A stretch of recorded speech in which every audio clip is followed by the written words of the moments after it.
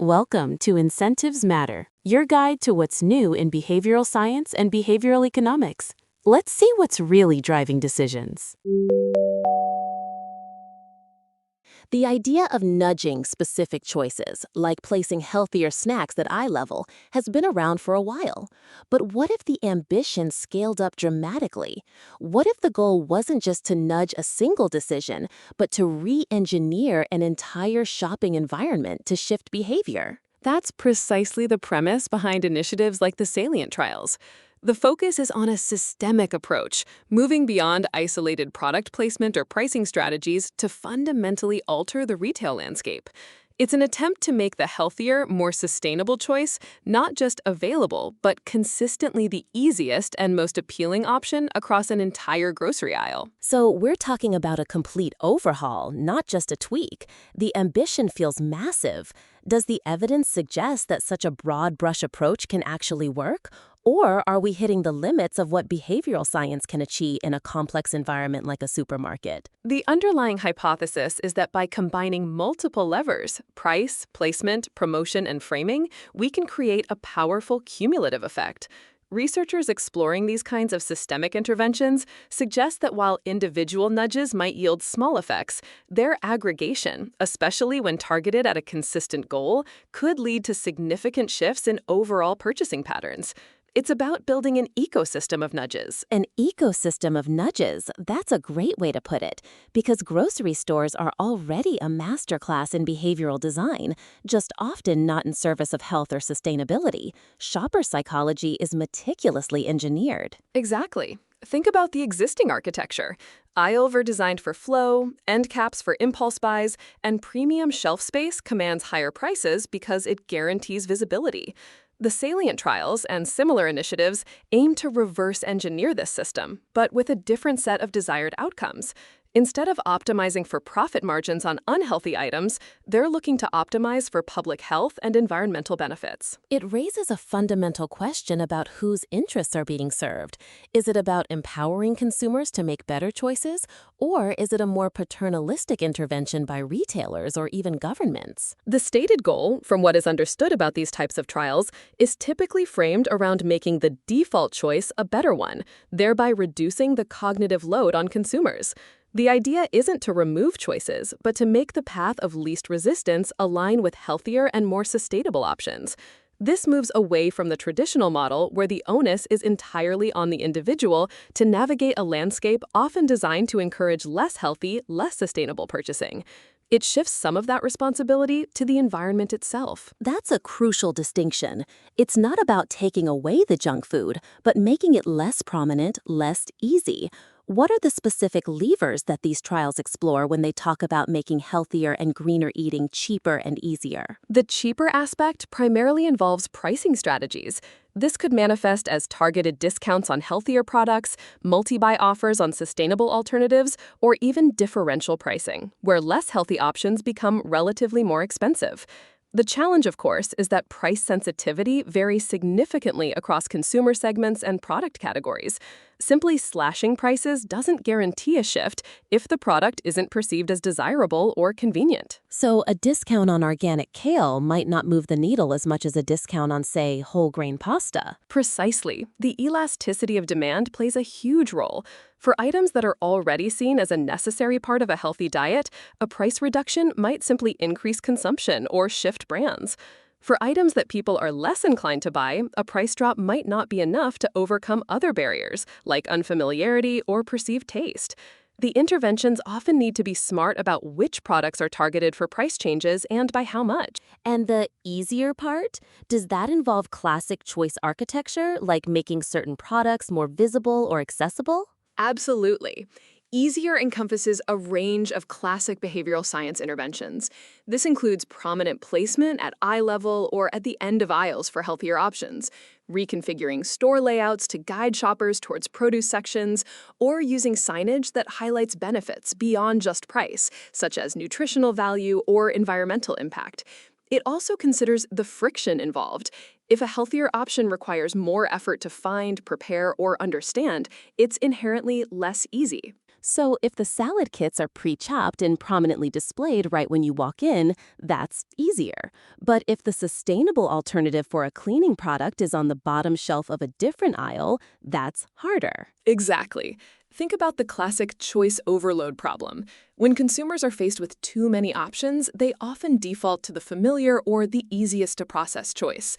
By strategically curating and presenting options, these trials attempt to reduce that cognitive burden and steer choices towards the intended outcomes without explicitly restricting options. It's about simplifying the decision-making process in a beneficial direction. The interplay between cheaper and easier raises a question. If something is incredibly cheap but difficult to find or prepare, does it still get picked? Or vice versa, if it's super easy but expensive? That's where the ecosystem concept really comes into play. Researchers working in this area suggest that these levers are often synergistic.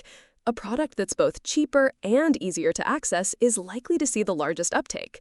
If a healthier, more sustainable option is discounted but buried in an obscure part of the store, the cheaper advantage is eroded by the difficulty of finding it. Conversely, an easy-to-grab, well-displayed item might still be overlooked if its price point is a significant barrier. The optimal strategy likely involves a combination of both. What about the distinction between healthier and greener? Are these always aligned, or do the trials find tension between these two goals?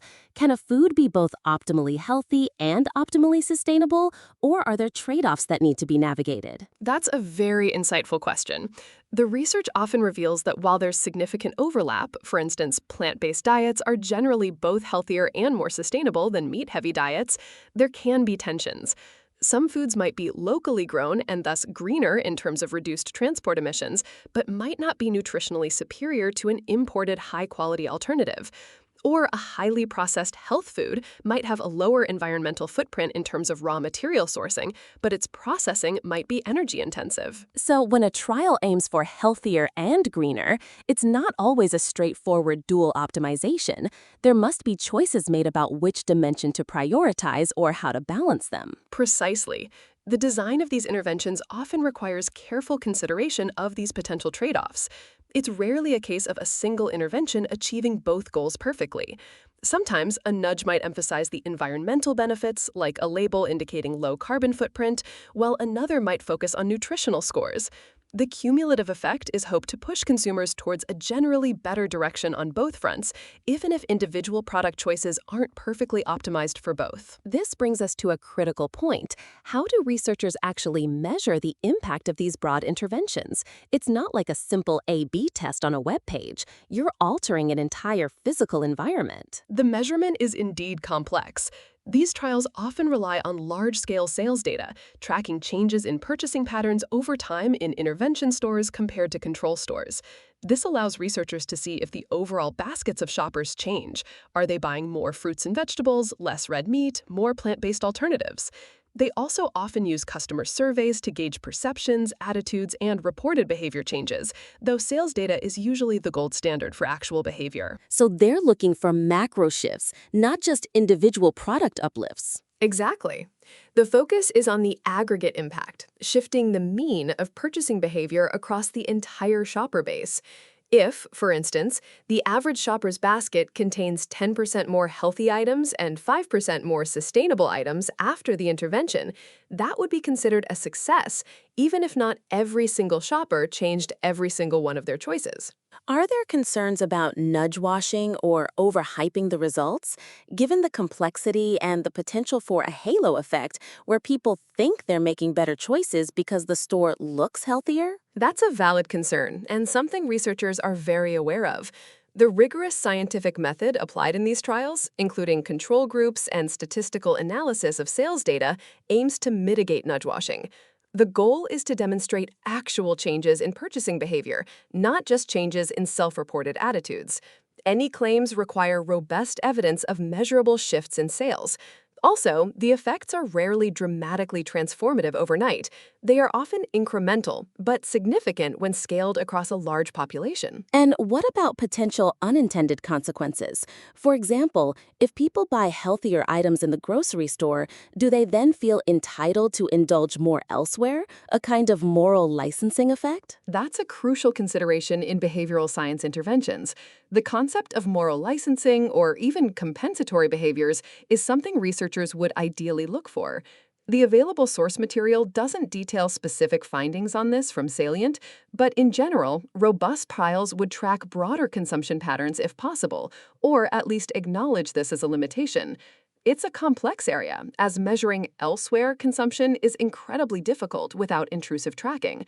However, the hope is that by making healthier defaults more prevalent, the overall habitual choices shift, reducing the need for compensation. How do these large-scale interventions, like nudging the entire grocery aisle, differ from smaller, more targeted nudges often discussed, such as calorie labels or opt-out organ donation? The primary difference lies in the breadth and the potential for cumulative impact.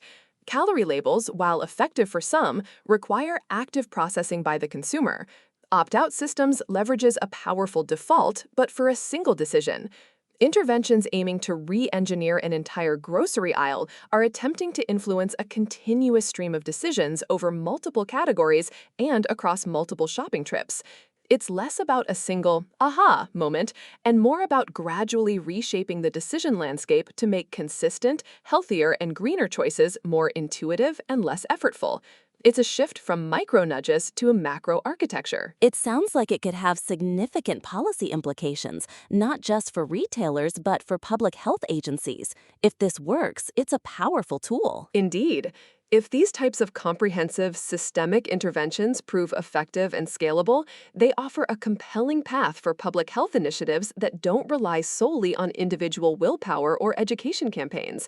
It suggests that by collaborating with retailers and food manufacturers, policymakers could significantly alter the food environment, making the healthy and sustainable choice the default rather than the exception. This moves beyond individual responsibility to shared responsibility within the system itself. So, what are the big takeaways from these types of ambitious trials?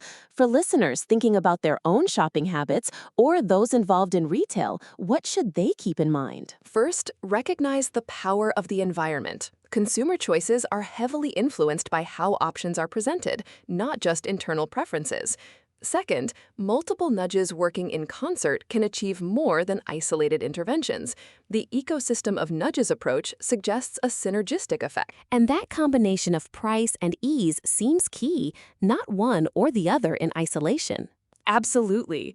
The interplay between making something cheaper and easier is often more powerful than either lever alone. Finally, these large-scale trials highlight the potential for significant population-level health and environmental gains if retailers and policymakers embrace these systemic approaches. What remains to be seen is how long-lasting these effects are and how much pushback there might be from consumers who feel their choices are being overly managed. Is it possible to nudge an entire aisle without consumers feeling like they're being manipulated? That's the ultimate challenge for the field of behavioral science. The interventions are most successful when they are perceived as helpful and empowering, not coercive. The goal is often to make the good choice feel like their choice, facilitated by a well-designed environment.